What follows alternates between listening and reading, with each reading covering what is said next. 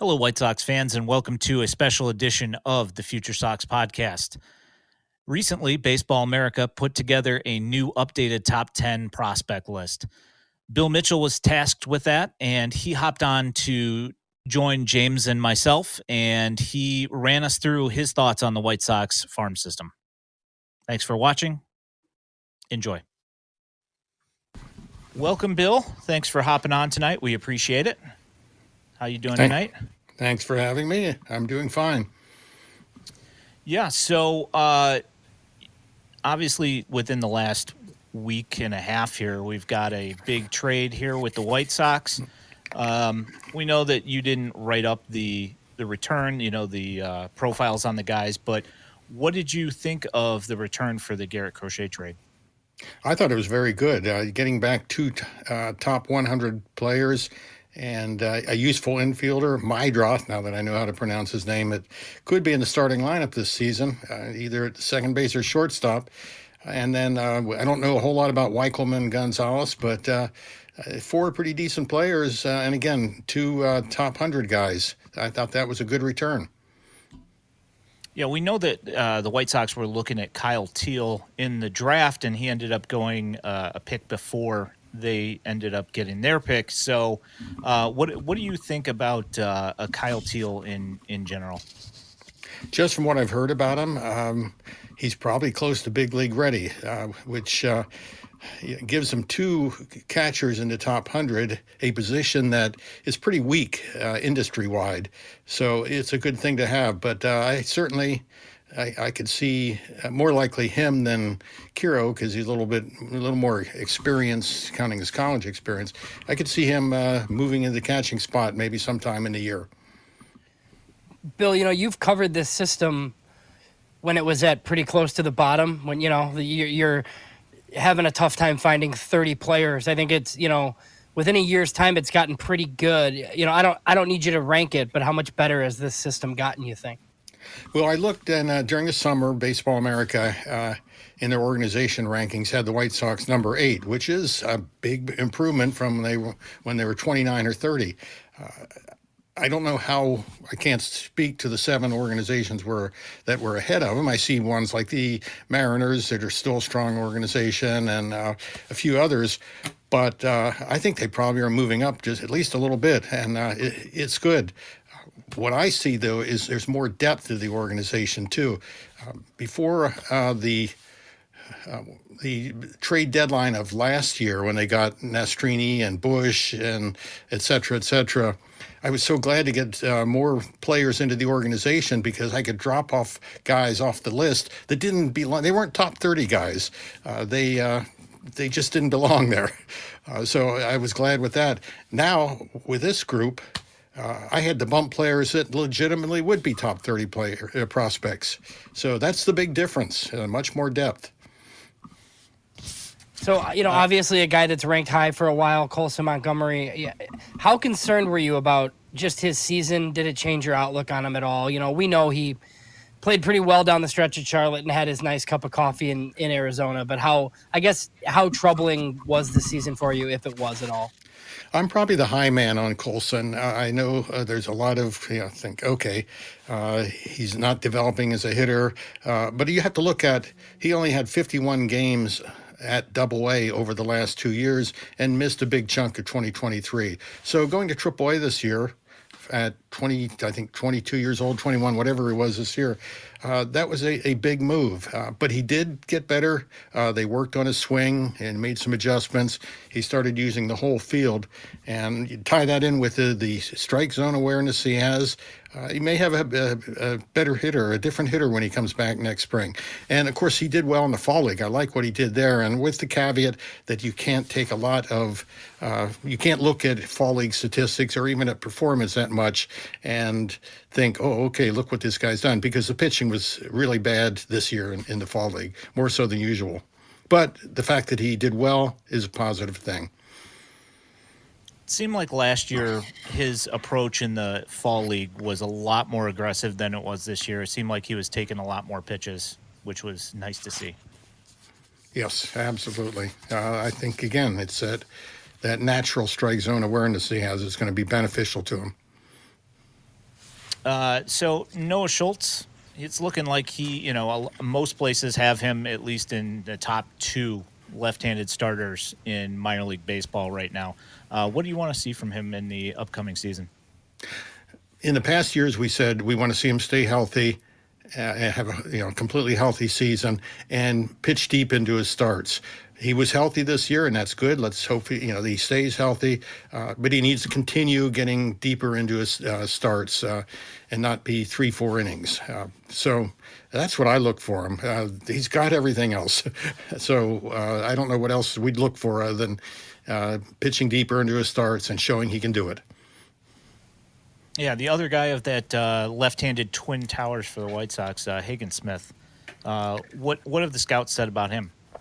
I did see him one of his brief outings, the last one before he went to Winston-Salem. I think it was 2 innings, and he flashes two double-plus pitches. And now I hear sometimes people comparing him to Carlos Rodon from the slider-heavy perspective. But all the scouts that I talked to said, we want to see the changeup. We want to see him develop a changeup. And I think that's the key to as to what kind of pitcher he turns into. It's interesting. Yeah, I think, Ian, you and I have kind of talked about, we were wondering if he went cutter at all, just because, with Brian Bannister in this organization, Noah Schultz added a cutter, Garrett Crochet added a cutter. So, yeah, I mean, definitely a third pitch that he's going to need against righties for sure. I'm just not sure what it is. That wouldn't surprise me. They haven't really had that much time with him, and usually first year you just want to get him in, let him pitch a little bit. In fact, I was surprised he pitched at all. A lot of teams shut down their high draft picks, the Mariners with their 2 guys. They didn't pitch in any games, and the Reds, Chase Burns, finally pitched 1 inning on the last day, their last game of instructional league. So the fact that he pitched 2 times here and then 4 games in Winston-Salem, was that what it was, I think? I think 10 innings or something. Yeah, Something like that total.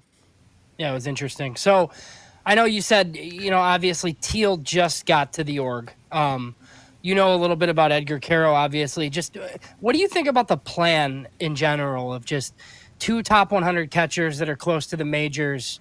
Me and Ian have kind of kicked back and forth the idea they're probably going to both be at Charlotte. Just, what do you think about that as far as development wise, and then just having, 2 catchers that could end up being pretty good?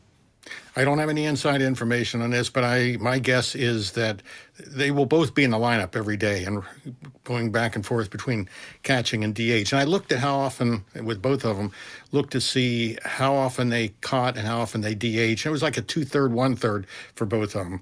So if, at least for the first half a year, it's, you're catching 50% of the time, DHing 50% of the time, I don't think that will affect their development behind the plate at all. And again, by the middle of the season, Teal could be in the big leagues, and Caro will have the job all to himself. So one guy that we're very high on in our top 30, Grant Taylor.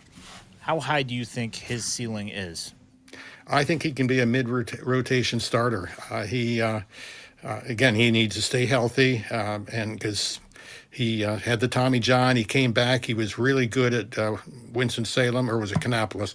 Where he went. 25-1 strikeout to walk ratio. I've never seen that kind of those kind of numbers.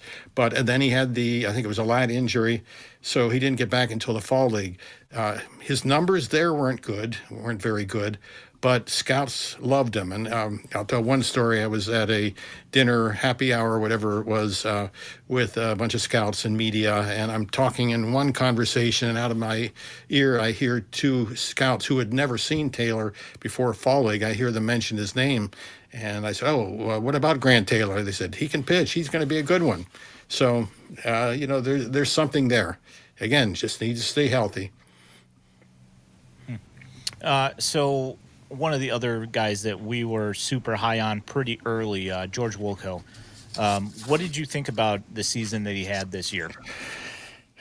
Big George gets a lot of different opinions from people when I talk to him. Yeah, mainly they're concerned about the high strikeout rate. And will that ever get any better? He's got that long swing, long levers.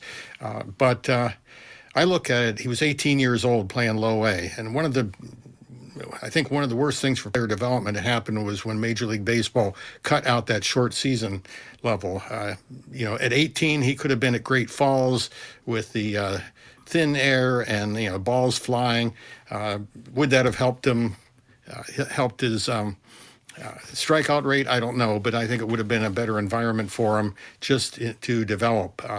The one thing that I heard in talking to White Sox people is how good his makeup is and how hard he works at it. Like after every game, he goes back, watches video, talks to okay, why did I miss this pitch? Why, what should I have done with this pitch? So that I think that's a big optimistic thing. He'll be 19 next year. Do you keep him at Kannapolis another year or send him to Winston-Salem? We'll see. But at some point, the strikeout rates have to come down. But he's got that 70 grade raw power, and as he gets more experience, he will get in and be tapping into that more. Had you seen him much early this year? Were you surprised by the move to Kannapolis? A little bit, yeah. I figured he would stay in Arizona League at least until maybe August there. Well, the Arizona League ended in late July, that they'd keep him here. I was kind of surprised with that. Yeah, I think we were a little bit surprised too. I just feel like they thought that he just wasn't going to be challenged enough there, and they were willing to, live with the strikeouts and whatnot. So yeah, it's just kind of curious. So obviously we talked about Hagen Smith. White Sox had a pretty top-heavy draft, even though some have said it was pretty good. 2 high school guys up at the top, Caleb Bonham, Blake Larson. You've seen both of them. What are your thoughts on those 2 guys? I saw Caleb Bonham as an amateur at the big events, and he always did well. I think it was PG National. He had a couple home runs at Chase Field. He did well in area code games, which was a little bit of his breakout. But then watching him instructional league, and he played shortstop every game. And I probably saw the White Sox about 6 times, but he was out there every time. I just love the way he plays, his actions on the field. Can he stay at shortstop? It depends on where the body goes in the next few years. But, I'm a big fan of Bonham. As far as Blake Larson, they held him out of games early. He's very thin, so they needed to build up the strength. And I talked to him one day when I was out there and mentioned I had seen him at area code games, and a nice kid. But finally, towards the end of instructional league, they got him in games, and I missed a couple of them because of someone else that I needed to go see. But it was their last instructional league game. They were playing a Mexican Winter League team that was in the area for the Mexican baseball fiestas they have here every fall. So he's facing older hitters, guys who are used to off speed, and they couldn't touch his slider. He pitched 2 innings. I think I'm going on memory. I think he struck out 4 batters, but the sweepy slider was his swing and miss pitch. And he was up to 95. There's a lot of area to put on weight and strength with him. So, and he fits the profile. He's a low slot lefty. White Sox like those guys. Seems like they have a type.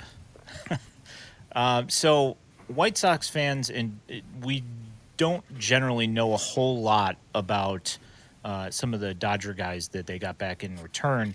Alexander Albertus and Harold Perez. Do you have any thoughts on those two? I saw both of them quite a bit in their years with the Dodgers, both instructional league and the complex league, and then I saw Rancho Cucamonga for a couple games this year on one of my California trips. I like Albertus a little bit better, although I could change from day to day on that. I think he has a little more upside than Perez. He maybe can stay in the left side of the infield, where Perez is going to be limited to second base. Perez, you can bet on the bat a little bit more, but Albertus is 1 year behind him in development. So I'll be curious to see what they both do this year. Yeah, the Harold Perez, I saw his debut with the Cannonballers after he got moved over. And from what I saw, it seems like there's a little bit more power in Perez's bat. He has gotten substantially stronger since he first came to the States. That is one thing, which is in part why he's limited to second base at this point, or first base if they feel he needs there. I don't think left side of the infield is going to be a thing for him, where it probably can be for Albertus. There's still questions about his quickness and how much will he grow, but I like both of them. They're, again, I think the way we have them in the handbook, we rank them back to back, and I think at the last minute I might have flipped them, so I'm not even sure who's ahead of the other one, but they're next to each other. White Sox also, they took some college bats in July. Two of those guys, Casey Saki and then Nick McLean. I know McLean didn't play at all, but you saw him in college. Just what do you think of those two guys? And then just any insight on McLean as far as just what the issue was, why he couldn't get out to an affiliate? Well, McLean, he got on the field, but not batting in a couple of instructional league games. They had him out in the center field. So he could field, he could throw. He had a hamate surgery back early in his second year at ASU, missed the early part. I've had area scouts that said, I don't think he was right the whole year. So I'm sure once White Sox drafted him, it's like, okay, we need to get this hand completely healed. But he hit well. His numbers were really good at ASU this year. So even with a bad hand, he hit well. He's a McLean. I think he's going to overachieve for his size. They're all small guys that play bigger than their size. So, I'll be curious to see him. You mentioned Casey Saki. He would have been at the back in my top 30 if not for the Crochet trade. He's got a plus arm, can stay in right field. One thing I noticed in researching him, he really cut down on the strikeouts between his sophomore and junior year at UVA. So, is he a first division regular? I don't know. We'll see on that. But he's an interesting guy. Do you mentioned? Do you think they're going to try to play Nick McLean in center? That's a good question. He was mainly right field at ASU, but I don't know. He's got a big throwing arm, but he's a smaller guy. I just didn't know. I was curious. Yeah. Where they plan to play him, I don't know. I just know that. Actually, I think I saw him in right field also when he played the field in instructional league. He can probably play all three, and that's good value. That's good value out of somebody like him. Keeping things in Arizona here, Luis Reyes, and I'm going to probably butcher this name, but Yoiker Fajardo. That's the best I could do with it, too, so you're okay. Their recent international signings, how did they look in Arizona? Reyes, in talking to scouts, they thought Reyes was the best pitching prospect on the ACL team this year. I think he signed for $700,000. So, and did spend his year in the DSL, but I thought he looked stronger this year. So, his fastball, he's got both two-seam and four-seam fastballs, touching 97, and a pretty good slider, 81 to 84. So I think he's ready to go out to Kannapolis this year. Fajardo was one of the few DSL players that came up to the States. They can't bring them all up anymore like they used to because I'm sure you know this rule that came in the latest collective bargaining agreement is once they come to the States and do anything on the field, they have to be put on a roster.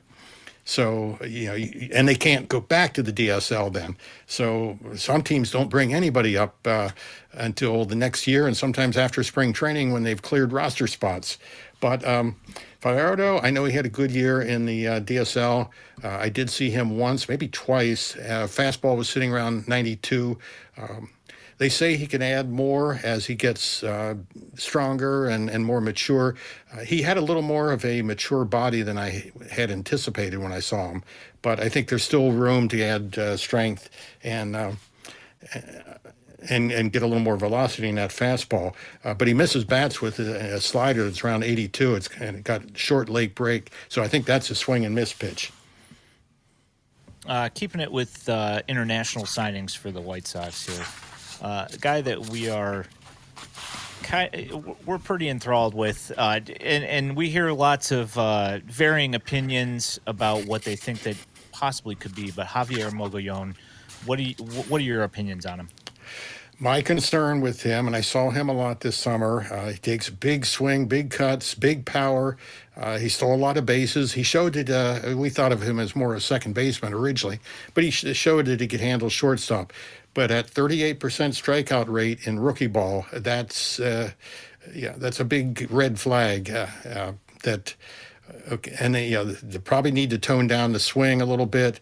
That's my only concern is how much he struck out as a 18-year-old in rookie ball. But he is an exciting player to watch, no doubt about it. You kind of mentioned to me off air, you'd probably keep him there another year, you said, right, if it went up to you?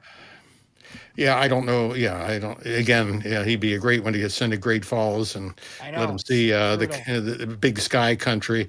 But whether he goes out to Kannapolis or not, probably, I don't. They probably can't answer that. Yeah, I know. To see how he does in spring training, and I have no idea what they're working with him in the off season either. So it's just a tough decision to make because it's such a big jump, right? Like guys aren't ready. You either have to keep them there or take a giant leap of faith. It's kind of rough. So we've talked about a bunch of guys. Obviously, you've seen, you go to Instructs, right? So you've seen a lot of players that people aren't familiar with. That is there just somebody we didn't ask you about? A couple of guys we should keep an eye on. You think? Well, probably everybody wants to know about the Rule 5 pick. First overall Rule 5 pick is Shane Smith. So I didn't have much information on him, but I called my super scout, my guy that knows, what kind of information we look for, and got a nice long report. So I'm going to look at my paper. He's had TJ in the past. This guy kind of put him as a 6-starter bulk inning reliever profile. He's 92 to 94, touching 95. I think when he was pitching out of the bullpen, he might have gotten a touch higher than that. The fastball has downhill movement and cut action, and the velo would probably tick up in a 1-inning relief role. But even though he had high strikeout totals, my guy said there was no real strikeout pitch, and probably looking at more at the major league level. So he added a sweeper because everything was vertical movement before that, and he added a sweeper later in the season. So that gives a different look. He's very good at getting batters off, throwing them off their what am I trying to say? Throwing them off balance, his timing and everything he does there, but. He doesn't really have a changeup. I think he threw something that was a split changeup. I know in the pitching data, it got called a splitter.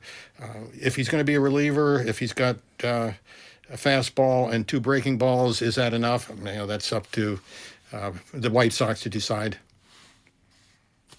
But yeah, any questions on Smith? Anything special? Yeah, obviously he's going to be on the big league roster. Otherwise, he goes back to the Brewers.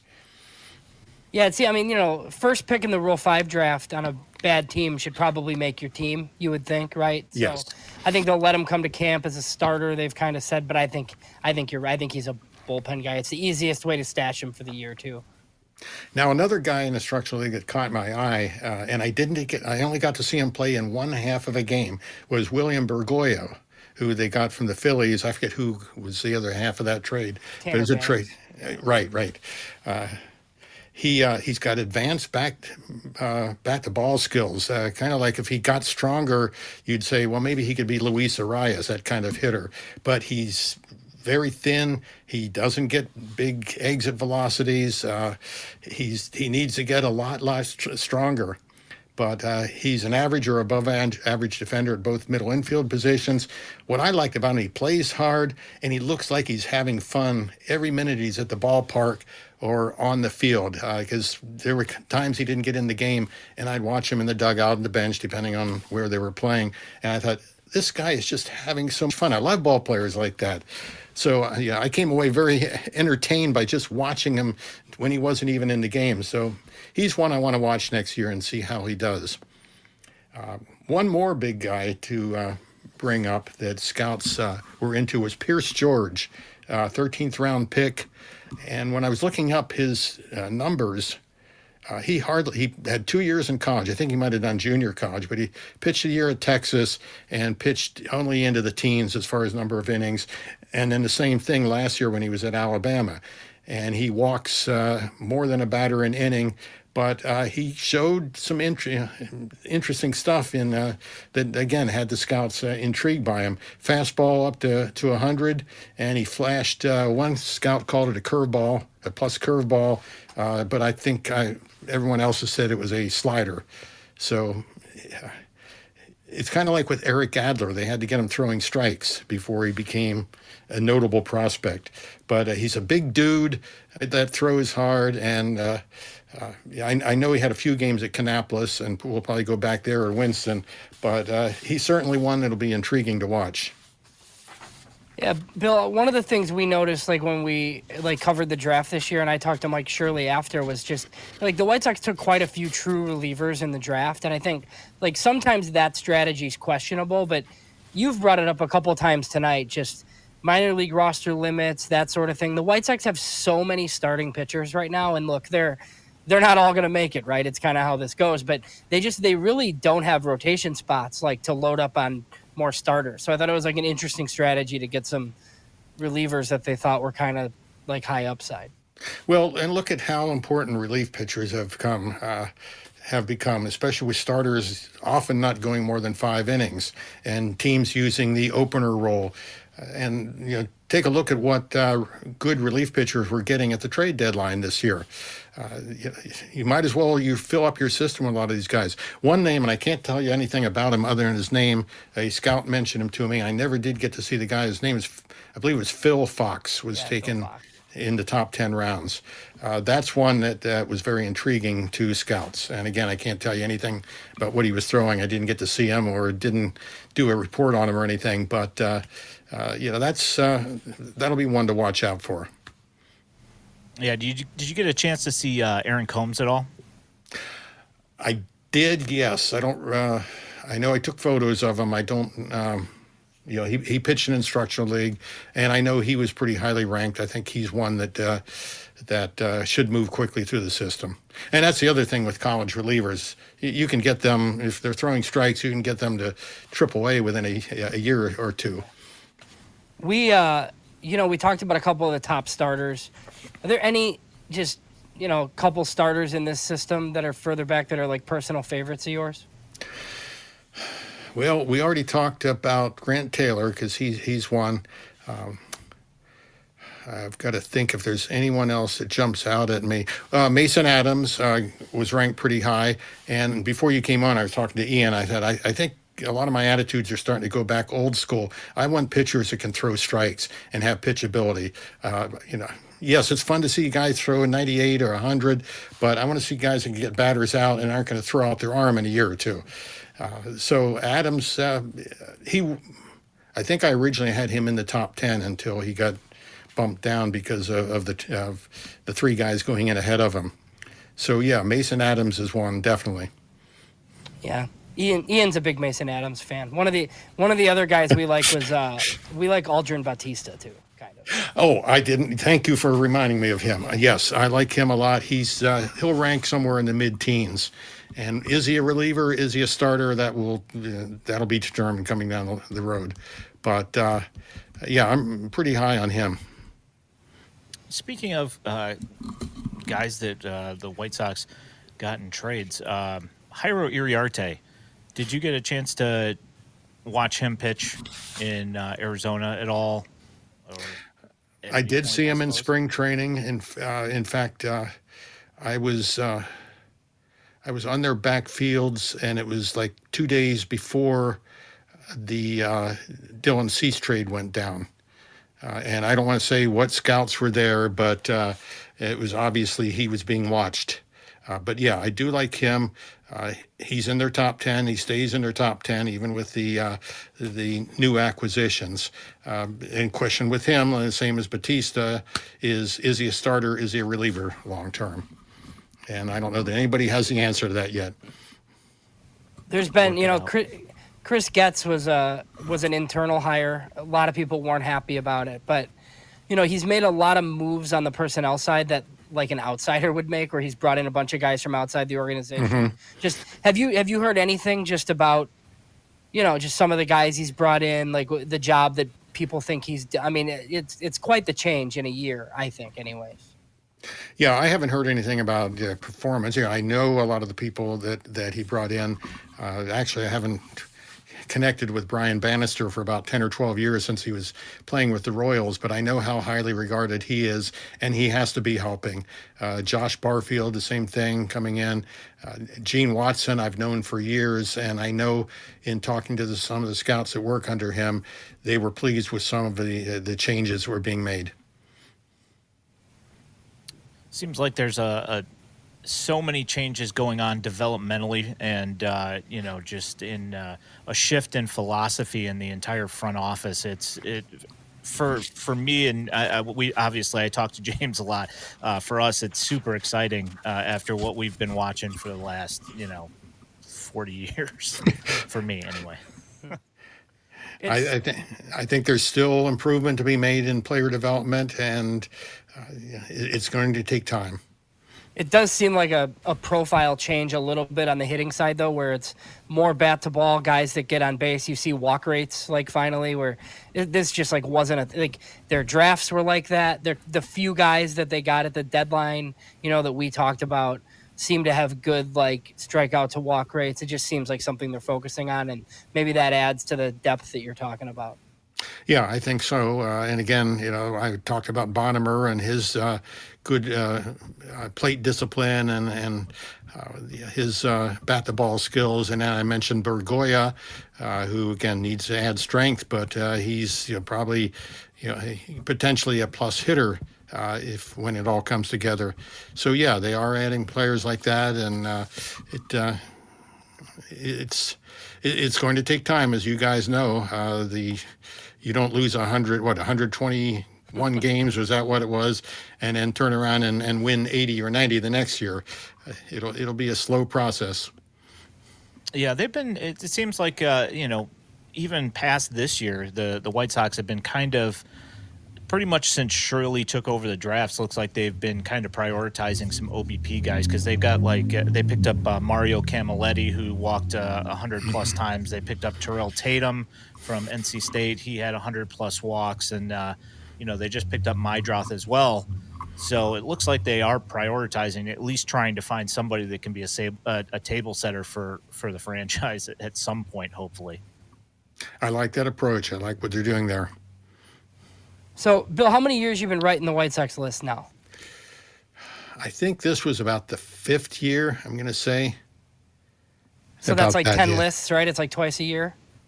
Do you do the re-rank, or you write it once and then they kind of shift guys around? Yeah, we kind of in the summer we'll do a shift, and then you add in the draft guys and the international guys. So it's kind of an ongoing process. But the big report, the top 30, and what goes in the prospect handbook, that work, we do some of the groundwork, of course, during the year. And I've got, I get notes back, from June or July I refer to. But getting the handbook out, that's the biggest issue. And if you talk to any of the full-time guys at Baseball America, that's what they're doing right now, probably up until 2 days before Christmas. And if Josh Norris hasn't lost it by now, because I think he had a lot of organizations to do, then he's hanging in there, though. Are you good, James? Yeah. You got anything Nope, else? that's it. Nope. Appreciate you coming on, Bill. Thanks. Well, thank you for having me again. Yeah, much appreciated. Thank you for the insight and knowledge. Do you want to let listeners know where they can find you on the internet and find your work? Well, anything I write is on Baseball America. They have the prospect reports, plus I do a periodic report on a Royals prospect. But then you can look for my photos in Baseball America. They're in there every issue and most days online. But social media, I've cut back on that a little bit. We were talking before we started. I dropped my Twitter account a couple of years ago, and I just started a Blue Sky account, and a lot of the Baseball America writers are on there. And I think if you just look for Bill Mitchell, Arizona, I'll pop up.